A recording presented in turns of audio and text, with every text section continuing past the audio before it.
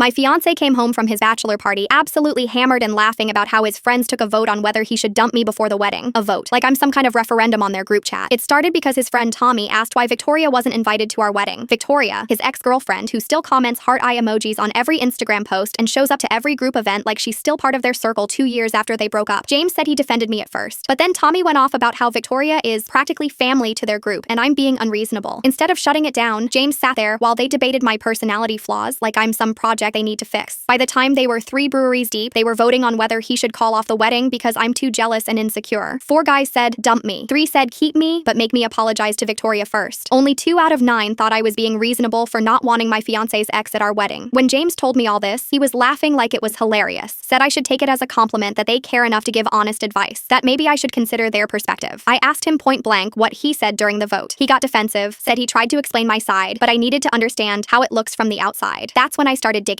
Went through his phone and found weeks of messages between him and Victoria. She kept asking about our wedding plans, whether there was any chance I might reconsider inviting her. James would respond by complaining about me, how stressed I was making him, how I had such strong opinions about everything. In one conversation, Victoria said, some people are just naturally more high maintenance than others. James replied that sometimes he wondered if their relationship would have been easier because she was always so laid back. They were literally comparing me to his ex while I was planning our wedding. When I confronted him, James said I violated his privacy, that going through his phone was psychotic behavior. He claimed Victoria was just being supportive and I was jealous and controlling. He suggested we all meet up so I could prove I'm not insecure. I refused. James said that proved his friend's point. Then my sister saw James's car at a flower shop. She waited to surprise him, watched him walk out with a massive bouquet of roses and drive across town to the park. Victoria was waiting on a bench wearing a sundress. James handed her the flowers, hugged her way too long, sat with his arm around her. She snuggled against him. He kissed her forehead. They held hands walking around, went on the carousel together laughing. My sister recorded everything. I set up a family meeting about our relationship. Told James I wanted important perspectives involved. He thought I was finally agreeing to let his friends weigh in. Brought Tommy and 2 groomsmen looking confident. Then my backup arrived. My parents, my sister, my uncle. James went white. I asked him to explain the bachelor party vote to my parents. Tommy defended it. Said they were just being honest about concerns. My mom pulled out a folder and started reading the text between James and Victoria out loud. James exploded. Started screaming I'd violated his privacy. Then he accused me of cheating. Said I was projecting my guilt. Tommy backed him up. My dad stood up shaking with rage. Told James he had 30 seconds to take it back. James's mom showed up and started attacking my family for staging public humiliation. I pulled out my phone and hit play. The room went silent. Everyone watched James give Victoria roses, stroke her hair, kiss her forehead, hold her close while she gazed up at him lovingly. His mom went pale. James screamed it wasn't what it looked like, that I was stalking him. I pulled off my engagement ring and threw it at his feet. Everyone just watched you cheat with a woman you called me paranoid for worrying about. James keeps calling now, alternating between apologizing and claiming Victoria is just a friend going through a difficult time. But Victoria's been posting photos of the roses on social media. The man who let his friends vote on whether I'm good enough while secretly dating his ex doesn't get to gaslight me anymore.